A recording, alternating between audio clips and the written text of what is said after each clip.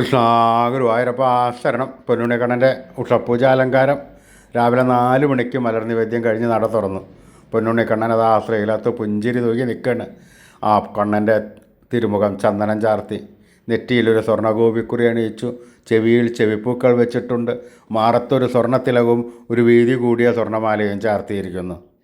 പൊന്നിൻ കിങ്ങിണി കെട്ടി പട്ടുകോണകമെടുത്ത് ഒരു വെളുത്ത പാവുമുണ്ട് ഞൊറിഞ്ഞെടുത്തിട്ടുണ്ട്. കയ്യിൽ ഓടക്കുഴലും താമരയുമുണ്ട്. സ്വർണ്ണ കിരീടം ചാർത്തി കിരീടത്തിന്മേൽ 3 തിരുമുടിമാലകളും 2 വലിയ വനമാലകളും ചാർത്തിയിരിക്കുന്നു.